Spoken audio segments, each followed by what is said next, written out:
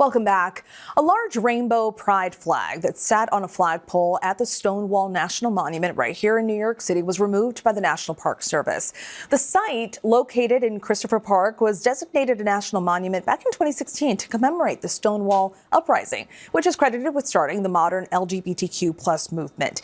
The NPS Communications Office, which is overseen by the Department of Interior, confirmed the flag's removal, saying in part, quote, "Under government-wide guidance, including General Services Administration policy and Department of the Interior direction, only the U.S. flag and other congressionally or departmentally authorized flags are flown on NPS-managed flagpoles, with limited exceptions. Any changes to flag displays are made to ensure consistency with that guidance." The flag removal has sparked outrage from advocates, community members, and more, with protesters appearing at Christopher Park earlier today. You can see them right there in that video. Joining us now is Manhattan Borough President Brad Hoylman-Sigal. Thank you so much, Brad, for joining us. A lot going on with this.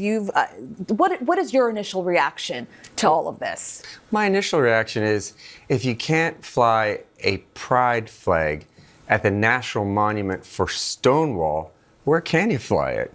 I'm as outraged as those advocates that gathered today, because Donald Trump is sending a message to young LGBTQ people, to my generation and others, that you don't belong, and that our national monument isn't a place for the flag that represents your struggle. He's trying to erase our history. Were you surprised by the removal? I was surprised because it hadn't happened yet. And at the same time, I wasn't surprised because we know that he removed the T, representing transgender people, from the website for the Stonewall National Monument. So shocked, surprised, outraged, all of those feelings, but also sad. Sad for young LGBTQ people who see the president waging war against their community. And you heard the National Parks Service comment on this. They, of course, confirmed the flag's removal, and they said this is under government-wide guidance. What is your reaction to that argument, where it's limited and there's no exception when it comes to the pride flag? Well, it sounds like bureaucratic doublespeak. We know what the intention is. The intention is for the Trump administration to secure its power and dominance in this sacred space, which represents a lot more than Donald Trump. This is the birthplace of the modern LGBTQ human rights movement. It is iconic, just as iconic as the pride flag is, created by Gilbert Scott. And we understand as a community that the Trump administration wants to put history in the guise of their own viewpoint, and no other viewpoints are accepted.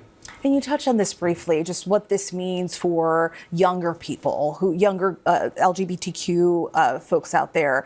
What have you been hearing from folks here in New York City as the Manhattan Borough President? People are distressed. I'm a dad with two young daughters, and what do they think when the President of the United States is taking a stab at their parents and the community of their parents? This is so shocking, but at the same time, we've seen this repeatedly. We've seen Donald Trump attack transgender youth. We've seen the racist tropes that he has peddled. We know that he is anti-immigrant to the point that he disparages that community in a way that is so unacceptable and outrageous. So while we are sickened and we are saddened, it's time for the community to step up, just as we've been doing across the country at anti-ICE protests. And so on Thursday, we're going to re-raise that flag. Me and my colleagues, Congressman Dan Goldman, State Senator Eric Bottcher, Assemblymember Deborah Glick, and others are going to gather at that site and re-raise the flag of Stonewall. And we will likely have you back on Thursday to talk about that and see how that goes. Thank you so much for coming in here. I really appreciate your time and insights. Brad, thank you.